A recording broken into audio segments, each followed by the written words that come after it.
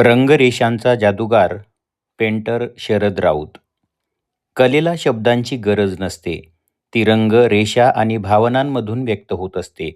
अशाच भावनांच्या भाषेत जगणारा एक संवेदनशील कलाकार म्हणजे पेंटर शरद राऊत. शरद हा माझा वर्गमित्र. आम्ही अर्धापूरच्या जिल्हा परिषद हायस्कूलमध्ये एकत्र शिकलो. एकाच बेंचवर बसून बाउस्कर सरांच्या तासिकेला रेघोट्या गिरवायला शिकलो. शरदच्या आयुष्याचा प्रवास हा संघर्ष, चिकाटी आणि कलाविष्काराने उजळलेला आहे. शरदचा जन्म अर्धापूर इथं एका सामान्य शेतकरी कुटुंबात झाला. लहानपणापासूनच त्याला चित्रकलेची विलक्षण ओढ होती. शाळेच्या वहीच्या पानांवर उमटणाऱ्या रेषा, भिंतीवर काढलेली चित्र आणि रंगांशी चाललेला रोजचा संवाद हळूहळू त्याच्या आयुष्याचा अविभाज्य भाग बनला. परिस्थिती नाजूक असली, कौटुंबिक आयुष्य संघर्षानं भरलेलं असलं, तरी कल्पनाशक्ती मात्र अफाट आहे. शिक्षण केवळ 12वी पर्यंतच झालं. कौटुंबिक जबाबदाऱ्यामुळे उच्च शिक्षण त्याला घेता आलं नाही. परंतु चित्रकलेचा सराव सातत्यानं सुरू ठेवला. स्वतःच्या कलेवर विश्वास ठेवला. चित्रकलेतील कोणतीही पदवी न घेता केवळ सरावाच्या बळावर तो उत्तम चित्र काढायला शिकला. निसर्ग, ग्रामीण जीवन, देवदेवतांची चित्रे तो सहज काढू शकतो.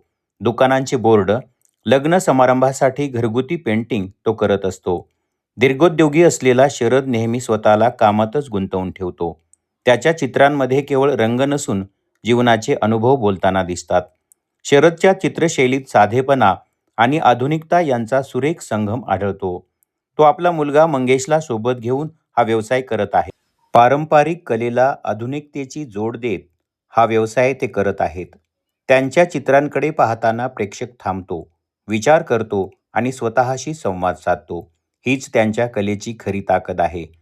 केवळ प्रचंड मेहनत आणि सरावाच्या बळावर हा चित्रकलेचा, रंगरंगोटीचा व्यवसाय हाच त्यांच्या उदरनिर्वाहाचे साधन बनला आहे. थोडाफार सातबारा नावावर आहे, परंतु प्रत्यक्ष शेतात ते दोघेही राबत नाहीत. आजच्या डिजिटल काळात चित्रकलेलाच त्यांनी उपजीविकेचे साधन बनवले आहे. शरदचा प्रवास अनेकांना प्रेरणा देणारा आहे. आज शरद राऊत हे केवळ एक पेंटर नसून समाजाशी संवाद साधणारा कलाकार म्हणून ओळखला जातो. रंगरेषातून स्वतःचे जीवन घडवणाऱ्या शरद राऊत यांचा प्रवास अनेकांसाठी प्रेरणादायी ठरतो.